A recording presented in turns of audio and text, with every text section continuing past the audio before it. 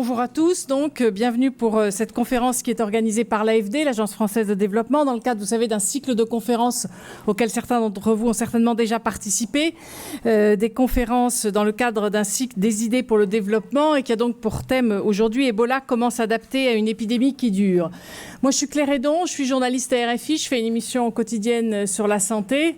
Et avant de venir, du coup, j'ai juste calculé combien d'émissions on avait faites sur Ebola là, depuis le début de la crise. On en a fait 12, dont 2 spéciales de 2 heures.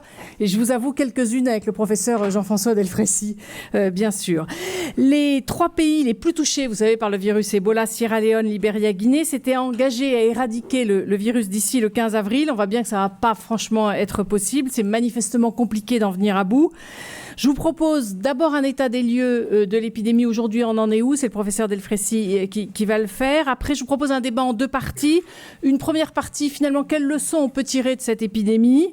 Et puis une deuxième partie, plutôt sur quelle stratégie? On fait quoi aujourd'hui? Comment faire pour en venir à bout? Et bien sûr, vous aurez largement plus d'1 heure pour intervenir, à la fois poser des questions, mais peut-être aussi donner votre point de vue, réagir sur ce qui a été dit.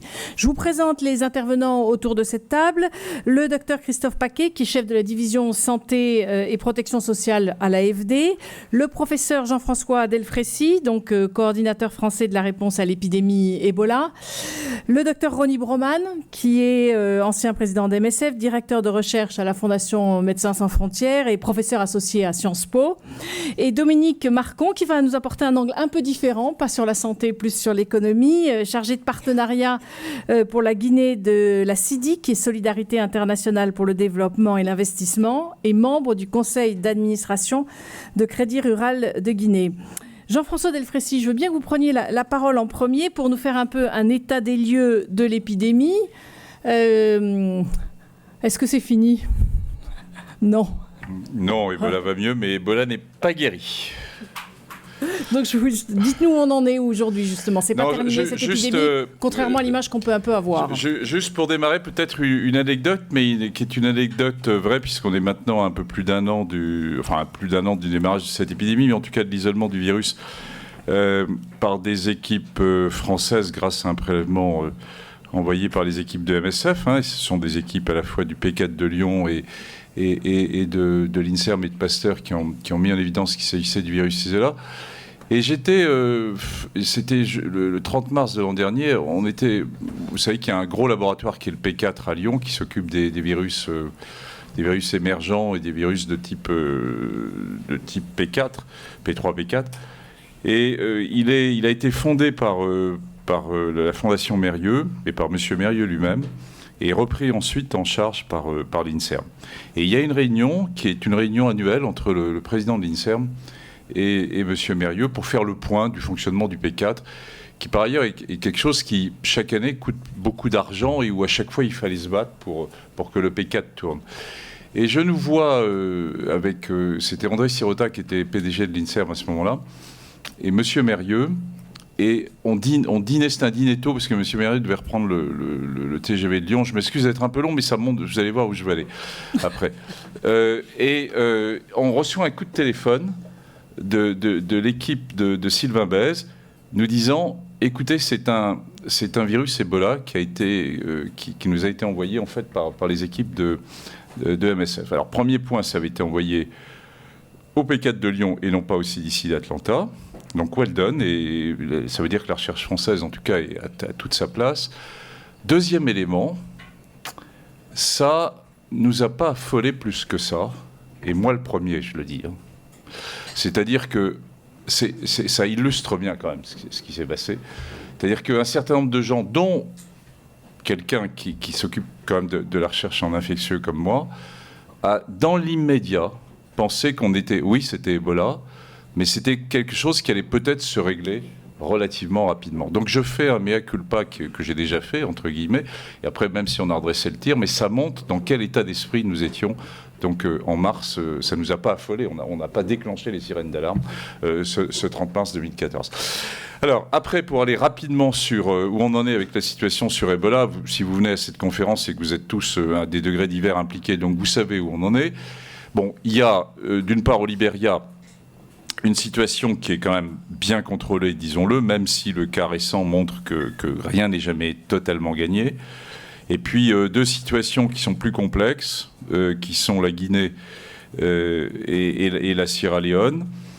Avec, sur la Guinée, sur laquelle la France a été amenée à plus s'impliquer, une situation qui est quand même presque contrôlée en Guinée forestière, pratiquement contrôlée en Guinée forestière, et qui par contre n'est pas sous contrôle sur Conakry et le Grand Conakry. Et c'était quand même une des particularités de cette épidémie, d'être d'emblée, et ça le montre également maintenant, en zone urbaine. Et c'est ce qui en faisait à la fois la particularité et probablement la gravité. Les choses sont un peu différentes néanmoins entre Sierra Leone et Guinée. Le taux de suivi des cas n'est pas tout à fait le même. Il y a des enjeux probablement, indépendamment des enjeux sanitaires, il y a des enjeux politiques qui sont plus importants en Guinée associés à cette épidémie qu'ils ne sont actuellement en Sierra Leone, même s'ils l'ont été aussi. Et enfin, une région qui est une région d'enjeu maximum, c'est la région frontière entre les deux pays, puisque évidemment les Sierra-Léonais ont peur des cas qui viennent de Guinée et inversement de l'autre côté. Donc avec un enjeu sur ces zones frontières qui a été souligné dès le départ et qui est le plus difficile, puisque les frontières sont un peu théoriques et qu'il y a du passage évidemment de part et d'autre de cette ligne. Donc voilà, la situation telle qu'elle est. Alors, et c'est quoi? C'est encore, une cinquantaine de cas par semaine à peu près? On est un peu moins d'une cinquantaine de cas par semaine en Guinée et un tout petit peu moins sur le dernier, autour de 35 sur la Sierra Leone. L'autre point, c'est est-ce qu'on est finalement en train de rentrer dans quelque chose qui est plus une sorte de pandémie chronique, pas au sens, ou d'endémie chronique, pas au sens individuel du terme, puisque Ebola, c'est forcément une courte durée. Mais est-ce qu'au niveau, en termes global, on est en train de rentrer dessus? C'était une des hypothèses, c'était pas la plus... celle qui avait été annoncée et mise en avant, mais on n'est quand même pas très loin de ça, puisque maintenant il y a cette persistance qui est en train de se situer sur le Grand Conakry. Voilà, je crois que après tout le monde sait à peu près où on en est, on dira pourquoi et les enjeux qui se posent maintenant. Mais juste une autre question quand même sur l'état des lieux, quand même pourquoi cette différence entre le Libéria, où quand même on en est à 0 cas en dehors du dernier cas qu'on a vu récemment, et pas en Guinée et en Sierra Leone? Est-ce que c'est révélateur de l'efficacité de l'aide américaine et de la moindre efficacité de l'aide française? C'est une question difficile. Bon. Si vous voulez ma place, je vous la donne. Bon. Non, je préfère poser les questions. Et je vous rassure totalement, quand j'ai été nommé pour essayer de coordonner, je pense, la réponse française, je savais de toute façon que j'étais un très beau fusible. Donc pas de souci là-dessus. Non, il y a des différences. D'abord, les trois pays ne sont pas les mêmes au point de départ. Certes, le système sanitaire de ces trois pays était dans des situations qui étaient difficiles, mais il y a des différences. La société civile a été plus impliquée aussi au Libéria. Et c'est un des points. Il y a une sorte de contraste au Libéria entre la task force américaine qui arrive et avec une réponse aussi qui est portée par l'armée, parce qu'elle était sur place, pour autre chose. Et inversement, donc avec quelque chose qui un peu nous interpelle, nous, en tant que Français peut-être, par certains côtés. Et puis, de l'autre côté aussi, une mise en place de la société civile qui a été plus rapide que dans les deux autres pays.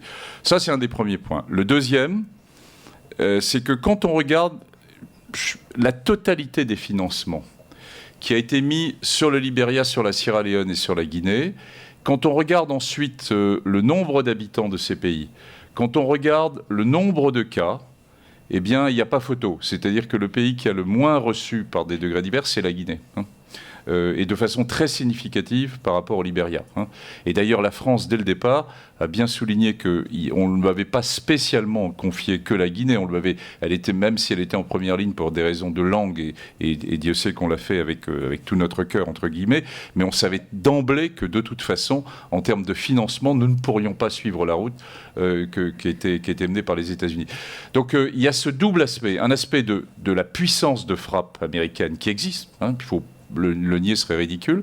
Et quand on fait ça, une fois de plus, c'est cet aspect purement budgétaire. Et puis, ce contraste entre une réponse de l'armée et une société civile qui, malgré tous nos efforts, finalement, s'est mise plus vite en place sur le Libéria.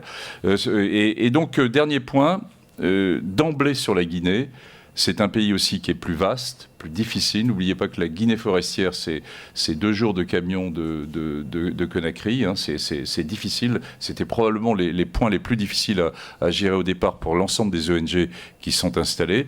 Et puis, un enjeu politique plus marqué en Guinée. Je vous propose, on avait évidemment envie d'entendre un peu le point de vue des Guinéens, donc je vous propose une vidéo de Sakoba Keïta. Sakoba Keïta est le chef de la division prévention et lutte contre la maladie au ministère de la Santé guinéen, et c'est le coordinateur de la riposte contre Ebola. Il va nous expliquer justement les difficultés qui persistent. Il commence par ça. C'est vrai qu'à l'heure actuelle, il y a une mobilisation massive de la communauté nationale et internationale.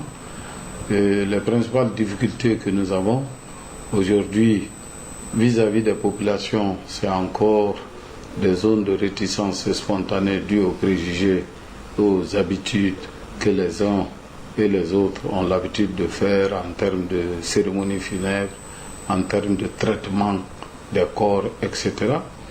Et par rapport aux différents acteurs, notre principale difficulté, c'est la coordination des interventions. Durant cette épidémie, surtout vers la fin, que nous pensons amorcer, aucun acteur ne reste dans le domaine habituel où il est le domaine habituel de ces interventions. Chacun intervient au-delà de ces domaines, ce qui fait une interférence sur le terrain et un problème de coordination majeur que nous avons. Donc, hormis ces difficultés, nous avons l'impression que la riposte est sur la bonne voie et que le contrôle de cette maladie est très proche de nous. Alors, pour terminer, monsieur le coordinateur national, quelle principale leçon la Guinée peut-elle retirer de cette épidémie et de sa riposte? Pensez-vous que le pays est ou sera, n'est-ce pas, à l'avenir mieux armé pour faire face à une nouvelle épidémie, et si oui, comment? Bon, merci pour cette question. C'est qu'actuellement nous avons réfléchi. Nous pensons que les causes profondes de cette épidémie sont en première partie notre système de santé qui était en déliquescence, très affaibli. Donc une maladie qui a surgi en décembre 2013 et n'a été confirmée que vers la fin du mois de mars 2014. Donc 3 mois, notre système n'a pas pu détecter une telle maladie qui a causé beaucoup de dégâts.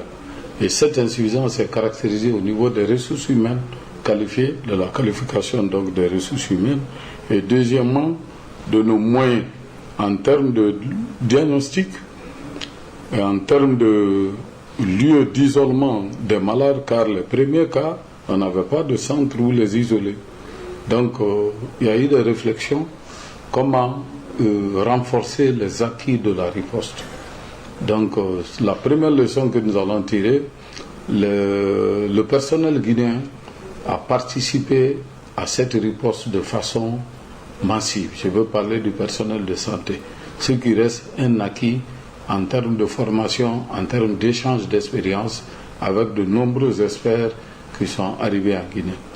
Et deuxièmement, il y a eu renforcement de la capacité en termes de formation, mais en termes aussi de logistique et en termes de moyens de diagnostic de cette maladie que nous sommes en train de mettre en place.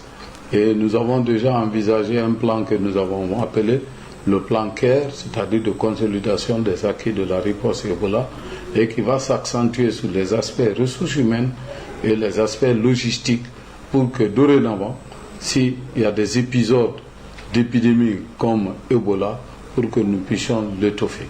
Et ce plan CARE a une composante qu'on appelle la mise en place des équipes régionales d'alerte et de riposte aux épidémies, et qui va être apaisantie sur les principales maladies à potentiel épidémique en Guinée, la fièvre, les maladies à fièvre hémorragique, le choléra, la méningite et la rougeole, qui seront les principales maladies qui seront visées par ces équipes, qui seront représentées non seulement au niveau de la région, mais aussi au niveau des préfectures.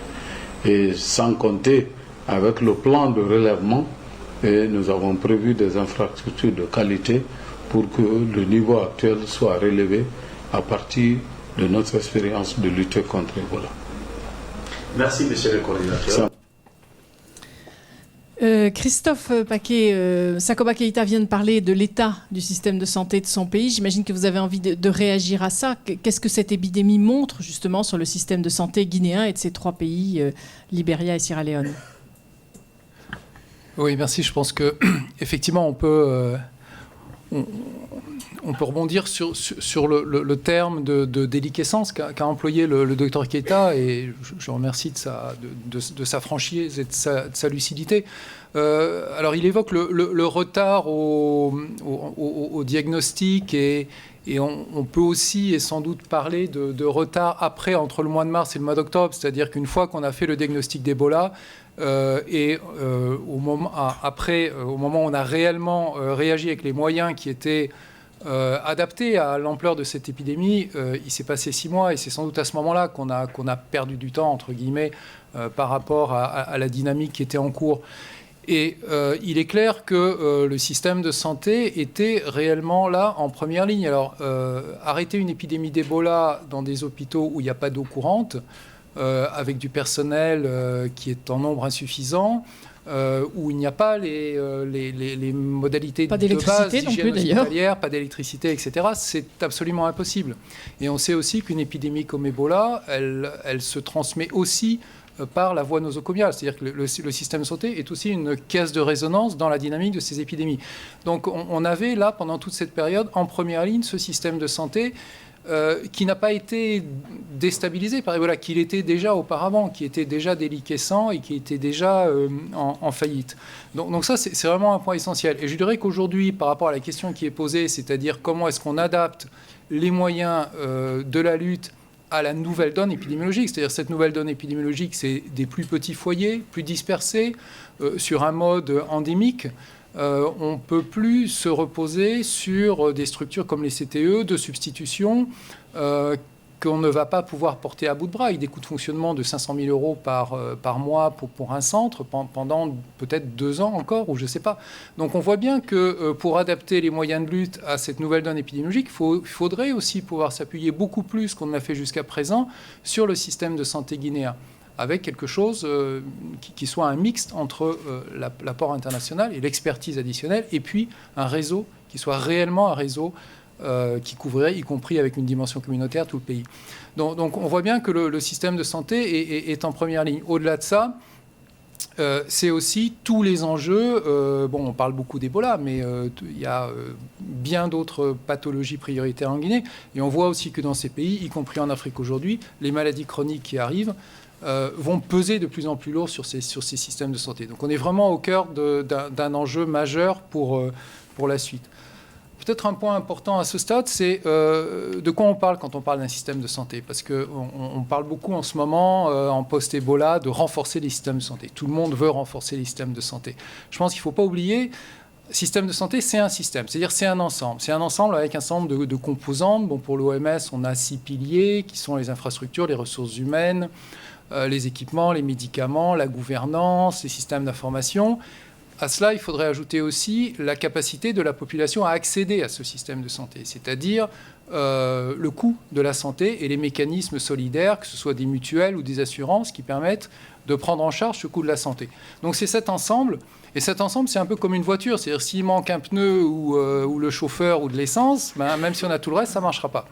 Donc il faut vraiment qu'on raisonne sur ces systèmes, et c'est en renforçant ces systèmes dans leur globalité, en travaillant avec les États, que l'on pourra améliorer les choses à terme et qu'on se préparera pour la prochaine épidémie qu'on ne connaît pas aujourd'hui. Juste une question quand même là-dessus. Qui est responsable de l'état de ces systèmes de santé? Est-ce que c'est les pays? La Guinée consacre moins de 4% de son PIB à la santé. Ou est-ce que c'est la communauté internationale qui finalement met assez peu d'argent pour construire et reconstruire ces systèmes de santé?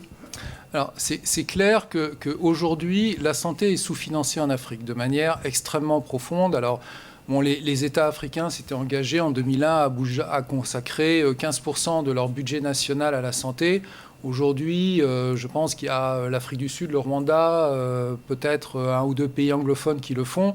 On est bien au-delà de ces engagements. Donc on a un sous-investissement du secteur, on a un secteur qui dépend énormément de l'aide internationale. Pourquoi on en est là ? Je pense qu'il faudrait remonter peut-être aux années 90, aux politiques d'ajustement structurel, qui ont profondément déstabilisé ces secteurs, santé, éducation et d'autres, hein, en les considérant comme des centres de coûts. Avec une logique qui était de dire, de toute façon, la croissance économique qui pourvoira. Et on s'aperçoit aujourd'hui que ça ne marche pas, que même dans les pays, et aujourd'hui la plupart des pays africains, même les plus pauvres, ont des croissances de 5%, qui feraient rêver nos ministres de l'économie. Malgré ça, ces croissances sont extrêmement inégalitaires et ne règlent pas les problèmes. Donc il y a des responsabilités à ce niveau-là. Peut-être aussi que les dominantes de l'aide internationale en santé, qui s'est portée depuis les années 2000 sur les programmes verticaux, et en particulier la lutte contre le sida, s'est fait au détriment d'approches beaucoup plus transversales qui auraient permis de maintenir et de renforcer ces systèmes de santé. C'est vrai que les programmes verticaux, au nom de l'efficacité, ont tendance parfois à court-circuiter les systèmes de santé, avec des bénéfices qui peuvent être immédiats en termes d'indicateurs, mais dont on voit que, au fil du temps, dans le long terme, on laisse se dégrader tout un ensemble d'éléments. Et c'est un petit peu là où on est aujourd'hui, et pas uniquement en Guinée d'ailleurs. Ronnie Broman, j'imagine que vous avez envie de réagir sur la question de l'état de ces systèmes de santé. Vous êtes d'accord ? Vous avez peut-être des choses à dire en complément ? Peut-être que j'apporterai simplement un complément à ce que vient de dire Christophe Paquet sur les programmes verticaux, parce que pour l'essentiel, je me reconnais intégralement dans tout ce qui a été dit par M. Keïta, par Christophe Paquet. Et je crois c'est un constat dont il faut prendre toute la mesure, qu'il ne faut pas le laisser à un état purement rhétorique, mais l'attaquer de front. Je voudrais dire un mot sur les programmes verticaux, parce que ça concerne largement les ONG et les relations entre ONG et État. Les ONG adorent les programmes verticaux, ONG au sens le plus large du terme, par exemple, disons, pour inclure aussi des grandes fondations comme la Fondation Gates, mais aussi Médecins sans frontières et d'autres, parce que pour nous, c'est pratique, c'est clairement identifiable, ça se budgète, ça se prépare, ça se programme, et ça a un côté, comme le disait Christophe, immédiatement mesurable, pragmatique. Mais si ça peut être justifié dans une période donnée, comme par exemple ça l'a été au début du sida, lorsqu'on tâtonnait, qu'on ne savait pas bien, il est absolument essentiel d'en venir rapidement à bout. Parce que, et là je renvoie à ce que disait M. Keïta, il est impossible de coordonner la multitude de programmes verticaux qui se développent, ici pour un programme ophtalmo, là pour un programme Ebola, ailleurs pour un programme nutrition materno-infantile, et que sais-je encore. Tout ça donne une espèce un ensemble de tâches qui ne font pas une carte sanitaire, qui sont totalement impossibles à gérer, et dont finalement le coût global, le coût, disons, consolidé, est gigantesque par rapport aux services rendus, même si chaque cas dans chaque programme, lui, peut être considéré comme traité de façon efficiente. Donc, par rapport à cette idée de pragmatisme, d'efficacité, de cette possibilité de s'adresser directement aux patients avec des compétences réelles qui font toute la qualité, enfin, disons, la communication des programmes verticaux, il est important de prendre un peu de recul et de les critiquer. Non, certainement pas pour les abolir, car ils ont leur raison d'être à un moment donné, mais pour rapidement les intégrer dans un dispositif d'ensemble. Et ce que je dis là s'adresse aussi bien, par exemple, à un médecin, enfin c'est une discussion permanente, par exemple à un médecin sans frontières, et c'est une discussion dont il est plus facile de dénoncer les termes que de la transformer en décision pratique.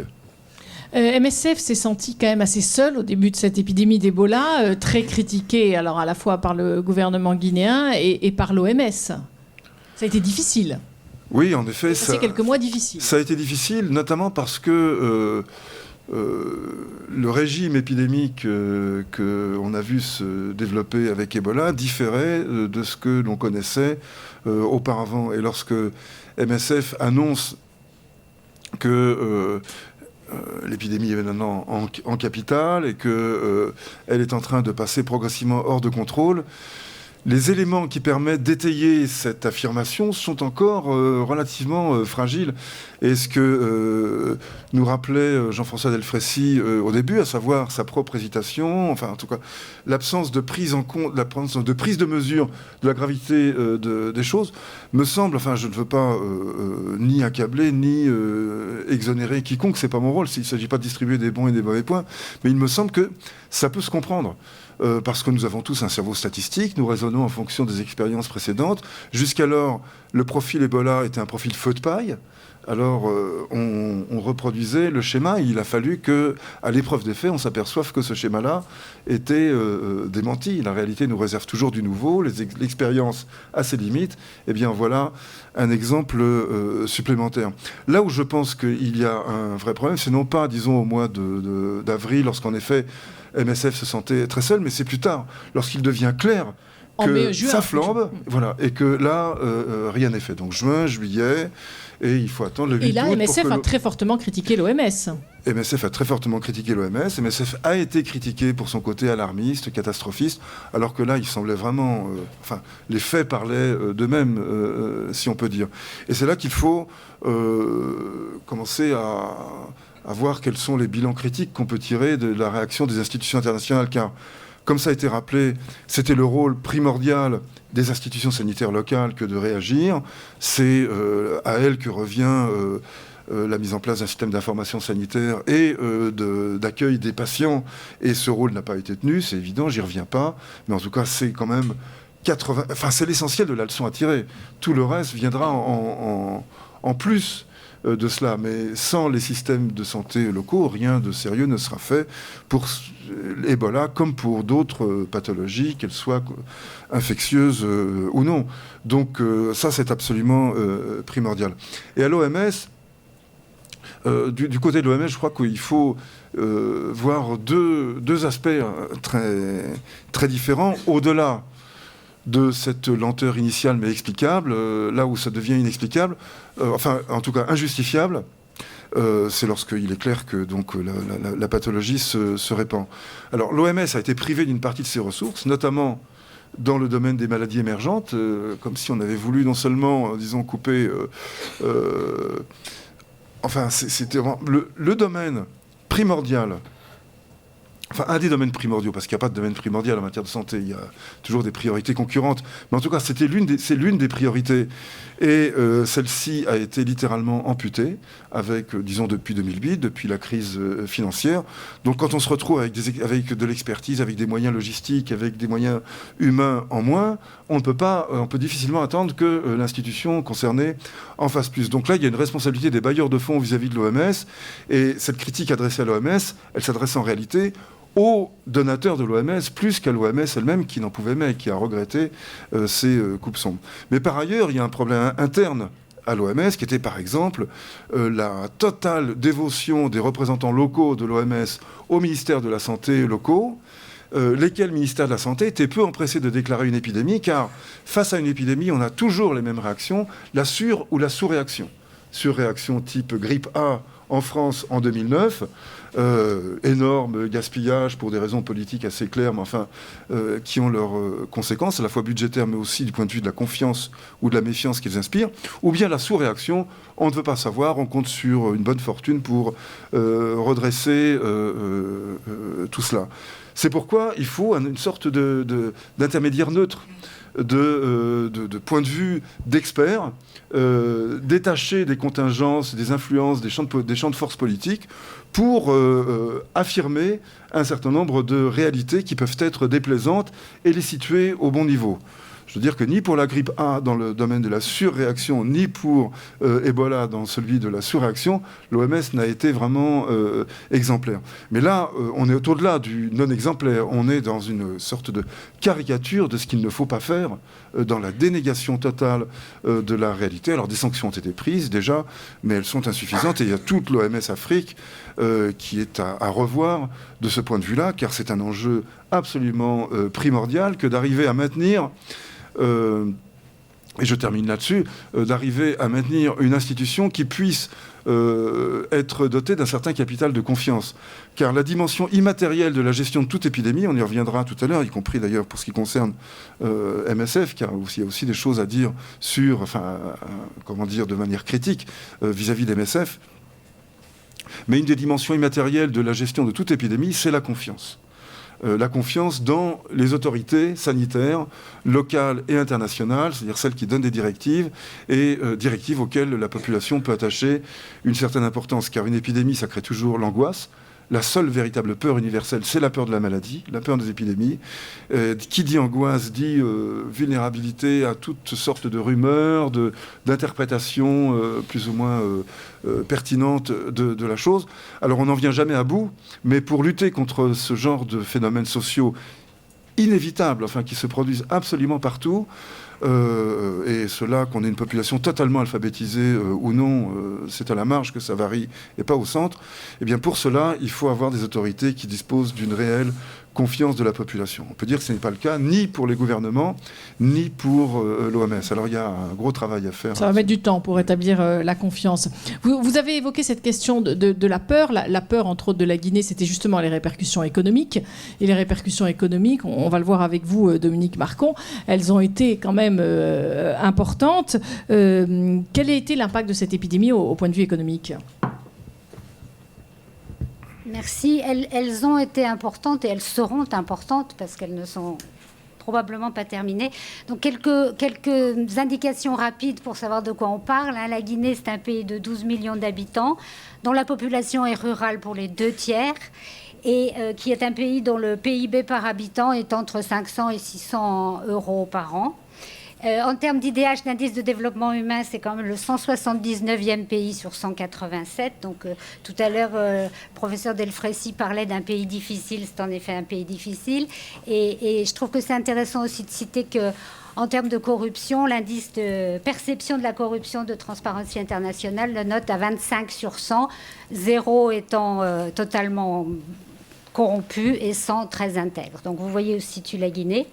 Alors c'est un pays qui est extrêmement pauvre, qui est en situation déjà de fragilité économique très grande, en plus dans un climat politique, bon, tout à l'heure le professeur Delfraissy parlait de la situation politique, dans un climat politique avec une succession de crises politiques, sociales depuis environ 10 ans qui ne cèdent pas. Alors, vous me posez la question des effets de cette crise. Elle a été estimée aujourd'hui de la façon suivante. La Guinée attendait un taux de croissance de 4,5% en 2014. Il sera entre 0 et 0,5%. Donc une perte de PIB d'autant, et ça c'est uniquement pour 2014, sans compter les effets sur 2015. Alors pour les trois pays Sierra Leone, Guinée et Libéria, la Banque mondiale estime qu'il y aura une perte de PIB de 5% en 2014 et de 12% en 2015, c'est-à-dire avec des effets reports. Aujourd'hui, on peut à peine mesurer 2014. Les trois États réclament un plan Marshall, je pense que vous le savez. Ce qui est important à dire, et surtout pour la Guinée en particulier, c'est que l'essentiel de l'activité, qui n'est pas forcément toujours compté dans le PIB ou le revenu national brut, c'est l'agriculture et le commerce de produits agricoles. Et je ne parle pas forcément de l'exportation, je parle de la petite agriculture et du commerce de produits vivriers ou du petit commerce local. Ça occupe donc 2/3 de la population. Et ça, c'est des activités qui ont été très touchées par la fermeture des marchés hebdomadaires dans les zones d'épidémie, d'origine de l'épidémie. Alors, une bonne nouvelle, les marchés ont réouvert à Massinta et à Guékédou. Guékédou, je ne suis pas sûre, mais à Massinta, les marchés ont fermés pendant plusieurs mois. Voilà, ils ont été fermés pendant plusieurs mois. Donc, le fait qu'ils aient réouvert, c'est important. Mais du coup, maintenant, en zone maritime, ils sont en train de commencer à fermer. Et puis, la fermeture des frontières, qui a beaucoup touché l'exportation des produits agricoles périssables. Donc, on ne parle pas des produits qui sont dans des containers frigorifiés, surveillés, dont l'hygrométrie, etc. est surveillée. On parle de la petite exportation de produits agricoles, même pas si petite que ça. Par exemple, la pomme de terre du foutager jalon qui n'a plus pu aller au Sénégal et qui donc a remis en cause la plupart des revenus du foot à jalon. Donc ce qui me semble important pour la Guinée, c'est de reconnaître qu'à côté du secteur minier, qui est l'essentiel du produit intérieur brut de la Guinée, et qui lui-même a quand même souffert parce que la plupart des expatriés sont partis et ne sont pas encore revenus, et comme c'est pour la plupart des responsables et des dirigeants, eh bien, c'est des activités qui fonctionnent au ralenti, mais l'activité de la Guinée est pour l'essentiel informelle. Et alors vous allez nous parler concrètement de ce que vous faites au Crédit Rural de Guinée. Quelles sont les conséquences, par exemple, parce qu'on va du coup toucher aux conséquences de personnes, justement, de commerçants, de commerçantes sur les marchés, d'agriculteurs. Dites-nous d'abord un mot sur ce Crédit Rural de Guinée. Quelles sont les conséquences pour vous de cette épidémie? Alors, si je pense que c'est important de parler du Crédit Rural de Guinée en termes de conséquences de l'épidémie, c'est parce que justement le Crédit Rural de Guinée est presque un des seuls opérateurs en Guinée à financer l'informel, à financer toute cette petite activité économique. Et le Crédit Rural de Guinée est une institution qui a été reconnue, dont l'efficacité et l'efficience a été reconnue, puisque par exemple la Banque mondiale l'a identifié pour être le réseau qui rémunère les personnels soignants et non soignants liés à la riposte Ebola, et que le Programme alimentaire mondial a identifié aussi pour dédommager, verser les indemnisations aux malades et aux 90 000 personnes contacts identifiées. Donc c'est un réseau important et qui touche à peu près 25% de la population. C'est pour ça qu'il nous a semblé important d'en parler. Alors, très rapidement, le Crédit Rural a été capable... Enfin, très rapidement, non. Pas plus rapidement que l'OMS, il faut bien le reconnaître, a réagi en installant des bassines d'eau chlorée dans les caisses. Bon, le Crédit Rural, je dis qu'il touche 25% de la population, c'est quand même 300 000 personnes bénéficiaires. Et quand je dis 25% de la population, c'est parce qu'on estime que pour un bénéficiaire, il y a 10 personnes dans la famille qui bénéficient de l'activité génératrice de revenus qui est ainsi financée.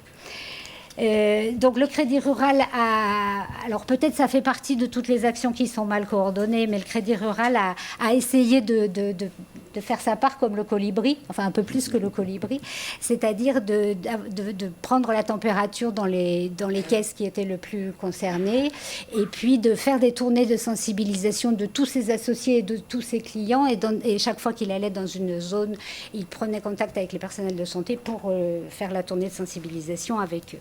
Alors, les conséquences pour le Crédit Rural de Guinée, bon, au premier chef, bien sûr, comme presque toute famille en Guinée, il y a eu des malades et des décès. Il y a eu des décès, mais il y a eu aussi, et beaucoup, du fait de la réduction des activités économiques, la réduction, bien sûr, des octrois. Réduction des octrois de crédit, donc ça veut dire qu'en fait, c'est une espèce de spirale. À partir du moment où il n'y a plus d'activité, eh bien, il n'y a plus de demande de crédit, mais en même temps, comme il n'y a plus d'activité, les gens ont tendance à venir retirer leur épargne, puisque c'est la seule sécurité qui reste dans une situation de détresse économique et d'urgence. Donc, retrait d'épargne, donc plus d'argent pour faire du crédit, donc une espèce de spirale. Il y a eu aussi la fermeture d'un certain nombre de caisses. Donc ça veut dire que dans les zones touchées par l'épidémie, non seulement les gens étaient touchés par l'épidémie, non seulement les foyers, les marchés étaient fermés, mais en plus ils ne pouvaient même plus aller au Crédit Rural de Guinée, soit pour retirer leur épargne, soit pour essayer de contracter, de prendre un crédit pour faire une nouvelle activité. La fermeture des frontières, effectivement, on a vu des commerçants et des commerçantes pleurer à côté de leur camion parce que leur chargement était en train de pourrir à la frontière, alors qu'il était commandé et il était censé partir. Voilà. Alors, vous m'excuserez, mais je vais être obligée de parler un peu de chiffres, parce que quand même, quand on est dans l'économie, il vaut mieux dire quelques chiffres. Le Crédit Rural de Guinée estime qu'en 2014, la réduction de son activité aura été à peu près de 1/4. C'est-à-dire qu'il aura octroyé 1/4 de moins de crédit que ce qu'il octroie d'habitude. Mais d'habitude, le Crédit Rural de Guinée n'octroie jamais que 100 milliards de francs guinéens de crédit, c'est-à-dire environ 10 millions d'euros. On n'est pas non plus... Je veux dire, ça ne sert pas l'ensemble de l'économie guinéenne, mais c'est quand même très significatif. Et puis surtout, les clients qui ont été touchés par la crise et qui donc ont arrêté leurs activités économiques n'ont plus les moyens de rembourser ces crédits. Et n'ayant plus les moyens de rembourser ces crédits, que fait le Crédit Rural de Guinée? Soit il leur dit, écoutez, vous n'êtes pas capable de rembourser, donc on ne vous fera plus jamais de crédit, donc vous avez la double peine, la triple peine, etc., etc. Soit il dit, bon, écoutez, on va vous refaire du crédit, mais avec quel fonds? Soit on ne sait pas trop. Toujours pour terminer, et là j'en termine par là, vers les ordres de grandeur, le Crédit Rural, l'année 2014, sans parler de 2015, puisqu'on ne sait pas trop comment les choses vont évoluer, l'année 2014 aura causé une perte pour le Crédit Rural de Guinée entre 1,5 million et 2 millions d'euros, ce qui est l'équivalent de ce que le Crédit Rural de Guinée a accumulé en réserve pendant les 25 premières années de son existence. C'est-à-dire qu'en une année d'épidémie Ebola, il aura mangé 25 ans de réserve. Par parenthèse, il ne distribue de dividendes à personne. Merci, je vous redonnerai la parole tout à l'heure sur justement ce que vous pouvez faire. Avant, professeur Delfraissy, avant de parler de la stratégie qu'il faudrait mettre en place pour atteindre un objectif zéro, vous, de votre côté, quel bilan vous tirez de cette épidémie? Alors, quelle leçon? Il faut commencer bien sûr à tirer le bilan, mais en fait on est encore dans l'épidémie. Ce qui me fait d'ailleurs un tout petit peu peur, c'est que les réunions internationales se sont mises en place sur le post-Ebola, alors même que un certain nombre de personnes, de soignants, sont les mains dans le cambouis à essayer de résoudre la situation tant en Guinée qu'en Sierra Leone d'ailleurs. Parce que même si on focus sur la Guinée ce soir, et on peut le comprendre, il n'y a pas que la Guinée. La Sierra Leone est aussi dans une situation un peu complexe. Alors, quelles leçons ? Tout d'abord, il y a un aspect dont on a assez peu parlé jusqu'à maintenant, c'est l'aspect, je dirais, médical ou de recherche. Juste pour en dire un tout petit mot, bien sûr, la réponse, elle n'est pas seulement médicale de recherche, c'est une réponse qui est beaucoup plus globale et tout ce qui a été évoqué, je le partage volontiers. Néanmoins, c'est quand même un virus qui rend malade, donc il faut se poser aussi des questions de recherche et de voir ce qu'on a été capable de mettre en place. Sur ce type de virus, alors que le virus Ebola est connu depuis 40 ans, qu'on était à la 20e épidémie, assez peu de recherches qui sont menées. Finalement, deux groupes qui travaillent, et deux groupes essentiellement qui travaillaient du côté américain et du côté russe, parce qu'ils étaient dans la recherche sur le bioterrorisme. Et puis ailleurs, assez peu d'équipes. Quand on regarde par exemple le nombre de publications de Français, quand on tape sur PubMed virus Ebola, sur 2000-2014, c'est en gros une cinquantaine de publications. Et quand on regarde sur 2014, il y en a déjà 170 issus de groupes français. Donc ça montre toute finalement la difficulté à rester en veille. Et pourtant, c'est un point totalement essentiel. Alors, des leçons, c'est comment peut-on préparer cette recherche en situation d'urgence? C'est une vraie grande question qui va se poser, parce que somme toute, Ebola est une maladie infectieuse gravissime en termes de pathogénicité, mais heureusement, elle est peu transmissible. Heureusement. Et dans notre jargon de transmissibilité, le R0 d'Ebola, c'est-à-dire la capacité d'une personne qui est atteinte par Ebola à le transmettre à d'autres, il est relativement faible par rapport à d'autres maladies, y compris à des maladies beaucoup plus courantes comme la rougeole, etc. Donc, heureusement, nous avons finalement une maladie qui a été relativement peu transmissible. Et que ce virus, finalement, n'a pas muté. C'est un virus qui est le virus Ebola d'Afrique de l'Ouest. C'est pas un virus particulier. Il a 98 ou 99% d'analogie avec le virus Zaïre. Donc, ce n'est pas l'explication d'une mutation virale qui, tout d'un coup, est apparue en Guinée. Alors, derrière ça, eh bien, les leçons, c'est aussi l'extrême difficulté à mettre en place très, très rapidement des questions de recherche opérationnelle. Et je vois, par exemple, alors nous, on s'y est vraiment attaché, j'ai relaté tout à l'heure l'épisode de fin mars, après je me suis quand même un tout petit peu réveillé, on s'est tous un peu réveillés, et avant, pour début juillet, nos premières réunions de recherche, de considérer qu'il y avait une priorité de recherche, par exemple, au sein de l'INSERM, eh bien, elle date du 24 juin. C'était déjà tard, mais c'était le 24 juin. Et pour mettre en place un essai thérapeutique avec une molécule, il nous a fallu 5 mois. Parce qu'on partait de rien. Parce qu'il a fallu complètement remettre l'agenda, regarder ce qu'on avait dans les antiviraux qui étaient dans les pipelines, regarder les analogies entre le virus Ebola et d'autres virus. Et pourtant, vous savez qu'il y a eu d'énormes progrès sur les antiviraux au cours des dernières années dans d'autres virus.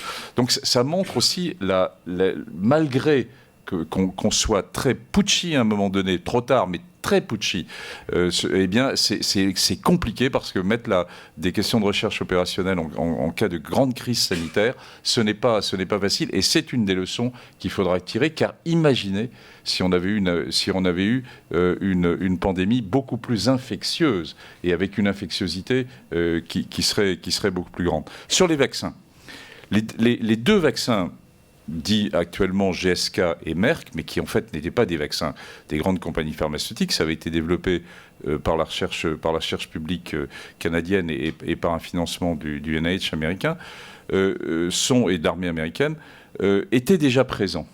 C'est-à-dire qu'il n'y a pas eu à mettre au point de vaccins. Les 2 candidats vaccins, qui je ne sais pas s'ils sont encore des vaccins protecteurs, mais étaient déjà présents. Mais ils étaient restés au stade de phase 1, phase 2, de premières données chez l'animal.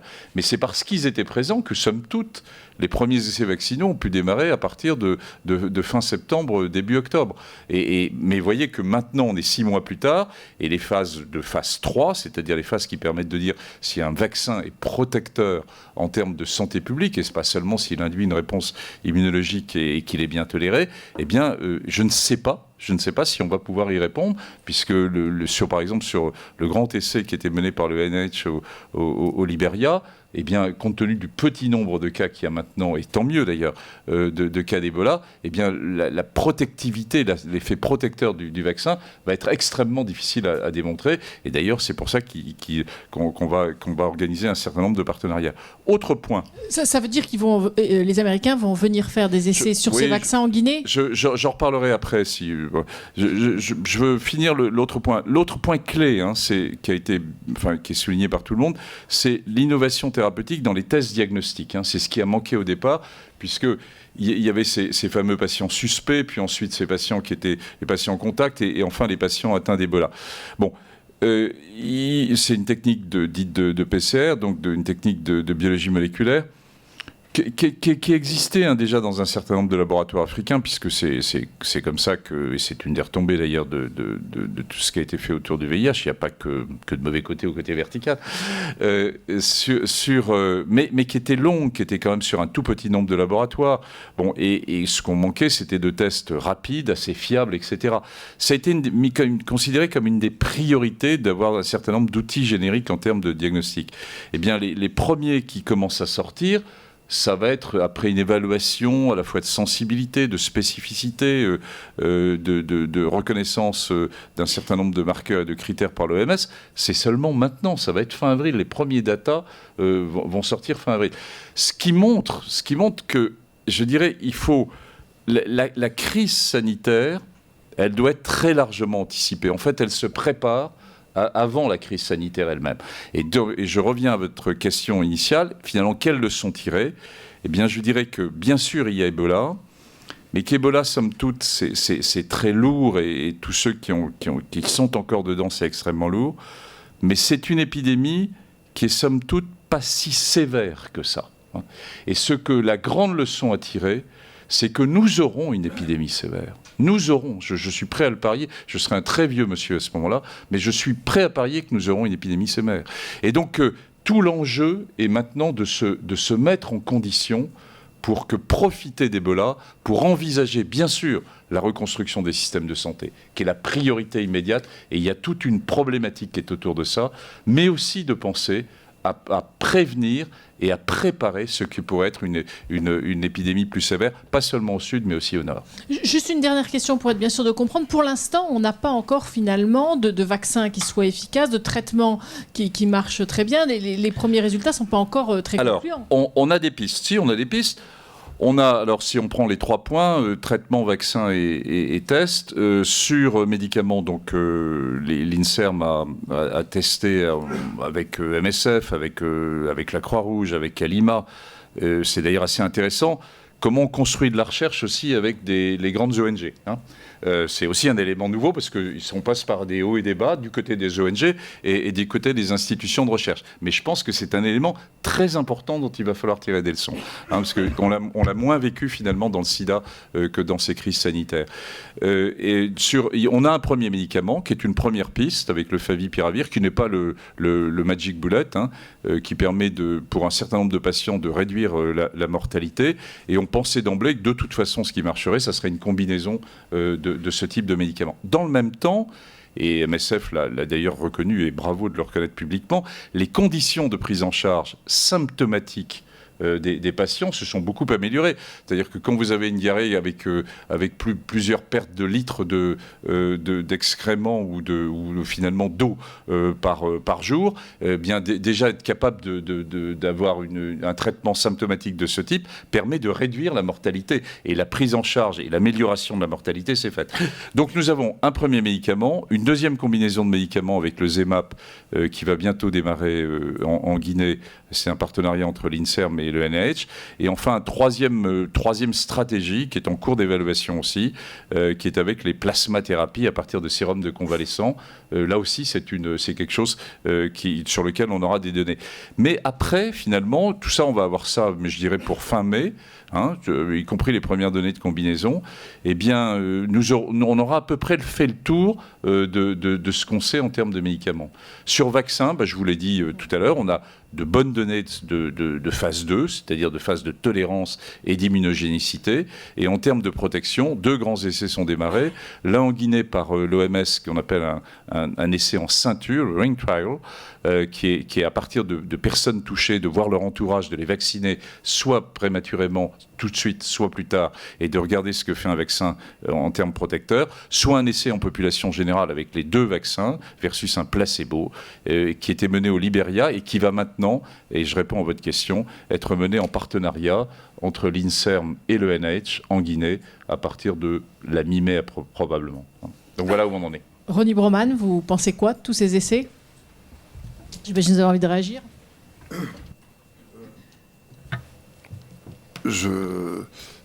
MSF, plusieurs porte-paroles d'MSF ont appelé rapidement à la mise en place rapide d'essais vaccinaux et d'essais thérapeutiques.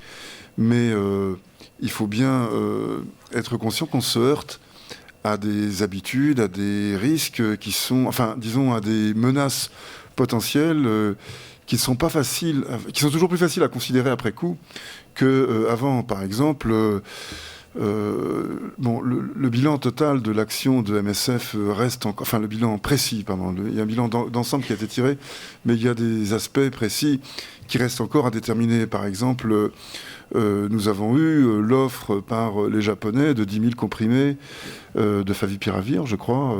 Il me semble que c'était ça, cette molécule-là, en septembre. Et apparemment, je ne suis pas tout à fait sûr des raisons qui ont conduit à cette décision, mais apparemment, les conditions n'étaient pas prêtes pour l'emploi de médicaments, soit qu'il n'y en avait pas assez, on ne savait pas comment choisir les cas qui se présenteraient et les autres. La toxicité n'était pas encore totalement... les questions de toxicité n'étaient pas réglées. Bref, il y a des prudences qui, en temps ordinaire, en médecine, sont de bons conseils. On doit être extrêmement attentif à tous les risques qu'on prend quand on prescrit un médicament, mais qui peut-être en urgence aurait dû être un peu dépassé. En tout cas, dans ce genre de situation, on a affaire à toutes sortes d'obstacles inattendus qui dépassent de loin les questions objectives, scientifiques, faciles, disons, à cerner, et qui se heurtent aussi à l'appréhension, l'anticipation de risques, surtout dans un contexte où, on s'en souvient tout de même, les rumeurs allaient bon train, l'angoisse tout à fait compréhensible, parce qu'il y a des exemples, il y a des précédents, et donc on ne peut pas jeter cela par-dessus bord. L'angoisse, disons, la peur d'un grand nombre de gens d'être utilisés comme des cobayes pour des recherches un peu hasardeuses, et on sait que ça existe, et pas seulement en Afrique, hein, ne croyons pas que c'est circonscrit à ce continent. Donc à tout cela, il faut savoir répondre. D'où d'ailleurs, comme le disait Jean-François Delfrécy, l'importance de l'anticipation de ces questions-là. Et je dois dire, moi je ne suis pas un expert en maladies infectieuses, enfin ce n'est pas ma spécialité, mais je lis les spécialistes et je m'aperçois que ce ne sont pas seulement les risques liés à Ebola, mais les risques viraux en général, qui, dans le contexte de l'urbanisation, des mouvements de population, du changement climatique, deviennent de plus en plus pressants. Donc, ce sont des risques infectieux en général que l'on doit avoir présents à l'esprit et auxquels on doit se préparer. Donc, le risque peut-être, enfin un risque surajouté, disons, lorsqu'on réfléchit sur Ebola, c'est de préparer la guerre qui vient de se terminer, hein, pour reprendre des termes un peu clausewitziens ou aroniens, où finalement le conflit suivant ayant d'autres caractéristiques, on s'est préparé pour celui qui vient de se terminer, on en a tiré les leçons, résultat, on est cruellement désarmé face aux nouveautés qui se présentent. Donc c'est en combinant des leçons et une capacité d'adaptation qu'on réagira le plus concrètement. Dominique Marcon, quel peut être le rôle, on va revenir à la partie économique, quel peut être le rôle de la microfinance justement pour soutenir l'économie dans une situation de post-crise, même si on n'est pas encore en post-crise, on l'a bien compris, on est encore dedans. Le rôle de la microfinance dans le cas d'une crise comme celle-ci, c'est le rôle qu'elle joue tout le temps, c'est-à-dire... Merci. C'est-à-dire, c'est offrir du service financier à toutes les populations exclues des services financiers et en particulier faire ce que les banques ne font pas et éviter de faire ce que les usuriers font. Donc la microfinance en Guinée est relativement peu développée, parce qu'à part le Crédit Rural de Guinée, il y a quelques autres institutions, mais qui sont surtout en ville, alors que le Crédit Rural de Guinée est dans tout le pays, et dans 300 des 340 sous-préfectures, donc ça donne quand même une idée de son importance. Et puis, la microfinance, en fait, surtout, il faudrait qu'elle ait la possibilité d'agir, parce que en Guinée en particulier, elle n'a jamais été très bien appréciée par les pouvoirs publics, et en particulier par le président de la République actuelle, qui dit que la microfinance met le paysan guinéen à genoux. Donc évidemment, si les obstacles comme ceux-ci perdurent, ce sera vraiment très difficile pour la microfinance. Voilà ce que vous vouliez dire là-dessus. Oui. Vous avez aussi envie de dire que vous êtes inquiète sur les conséquences de cette crise en disant mais c'est peut-être un peu la crise de trop. C'est-à-dire que c'est un pays qui traverse des crises depuis déjà de nombreuses années. Oui, c'est un pays qui accumule les crises. Cette crise-là, elle a de particulier que... C'est peut-être un peu idiot à dire, mais il n'y a pas d'ennemi. C'est-à-dire qu'il n'y a pas de cause vraiment facilement identifiable, sauf qu'en effet, comme vous disiez tout à l'heure, pour les Libériens, pour les Léonais, c'est les Guinéens, et pour les Guinéens, c'est les Léonais. Mais ceci étant dit, il n'y a pas d'ennemi. On ne sait pas comment faire pour s'en sortir, et c'est une crise que... C'est ça, on ne sait pas comment ça pourrait se terminer. En général, en Guinée, tout le monde a une bonne idée pour comment est-ce qu'on pourrait sortir de la crise. Et là, ce dont on se rend compte, c'est que, en particulier au Crédit Rural de Guinée, où il y a beaucoup d'énergie, et où ça fait 25 ans qu'ils surmontent les crises les unes après les autres avec une capacité de résilience qui est quand même vraiment admirable. Là, je les sens un peu... Enfin, je les ai sentis ces derniers temps assez démunis et assez, on pourrait dire, fatigués, quoi, au sens africain du terme. Pour le Crédit Rural de Guinée, concrètement, et pour la microfinance, et pour en fait permettre que le secteur informel continue à trouver des sources de financement, bon, il faut d'abord avoir intégrer, je crois, ce risque économique, et pas seulement en termes globalement de PIB et d'évolution du budget de l'État, et n'être pas seulement sur des aides d'État à État ou alors d'organismes multilatéraux à État, mais bien être sur des aides qui permettraient au Crédit Rural de Guinée en particulier de poursuivre sa mission. Parce que d'une part, comme je l'ai dit tout à l'heure, comme il risque d'avoir perdu la totalité de ses réserves en un an, je ne parle même pas de 2015, il faut qu'il ait les moyens de survivre, et deux, survivre, ça veut dire avoir les moyens aussi de répondre à la demande de crédit qui doit redémarrer. C'est-à-dire que si l'activité informelle ne redémarre pas dans les zones qui ont été touchées, ne redémarre pas rapidement dans les zones qui ont été touchées, si cette activité-là est vraiment réduite trop significativement dans la zone de Guinée-Maritime, qui est quand même une zone économique très très active, notamment en termes agricoles, le risque est vraiment très très grand que la dégradation soit encore beaucoup plus forte qu'elle n'est. Donc concrètement, il faudrait qu'une institution comme le Crédit Rural de Guinée soit en capacité de rembourser toutes les épargnes, parce qu'il n'y a rien de pire que si un client arrive et ne peut pas avoir son épargne alors que c'est vraiment sa sécurité, rembourser les épargnes, faire du crédit et tout simplement survivre dans les années qui viennent. Merci. Professeur Jean-François Delfraissy, vous vouliez réagir ? Non, juste pour dire, il y a un point dont on n'a pas, je trouve, suffisamment parlé là ce soir, c'est les aspects sociétaux et culturels, qui sont quand même c'est le médecin qui parle, mais c'est un point clé. Même si je vous ai parlé de vaccins et de thérapeutique, c'est un point clé. On se trouve quand même dans ce pays, et en Sierra Leone aussi, plus d'un an après le début de la pandémie Ebola, et encore avec une série de grandes craintes, de refus finalement d'acceptabilité d'un certain nombre de pratiques à non-risque, qui sont quelque chose de très très profond. Et voilà, je crois qu'il faut aussi qu'on soit modeste, les gens du Nord, dans cette affaire, parce que somme toute, expliquer un enterrement sécurisé, ou le démarrage de MSF aussi a réfléchi à ça, finalement de prendre un patient qui n'est plus revu par la famille, qui est enterré dans des conditions extrêmement difficiles, qui vont à l'encontre d'une histoire culturelle, d'une histoire religieuse extrêmement profonde. Et quand même, enfin, ça reste le fondement même quand même de ce qui est en train de se passer à la fois en Guinée et en Sierra Leone. Et ça, il va nous falloir du temps. C'est de l'investissement qui dépasse très largement les aspects médicaux, qui dépasse très largement les aspects de reconstruction sanitaire, qui est un climat de rétablir, et vous l'avez très bien dit, rétablir la confiance. Une épidémie, finalement, on arrive à la régler que s'il y a une confiance qui s'installe entre une population et ceux qui la soignent ou ceux qui la dirigent. Et là, très clairement, le climat de confiance, il n'est pas au rendez-vous, et au contraire, on a un rendez-vous politique. Alors, c'est vrai que tout ça est lourd et difficile, et il va nous falloir du temps de cicatrisation, et où... Je pense là vraiment maintenant, il y a eu de la recherche qui a été faite en sciences humaines et sociales, en anthropo, etc. Mais je dirais qu'ils sont encore plus indispensables là maintenant, dans cette phase de restauration de la confiance. Juste Christophe Paquet, une question avant de laisser la parole à la salle. Et dans tout ça, que fait l'AFD ? Alors je dirais sur Ebola directement, mais sur les choses que vous avez aussi soulevées, sur les systèmes de santé, les systèmes d'assurance maladie. Alors, c'est clairement un champ d'intervention privilégié de l'AFD en santé.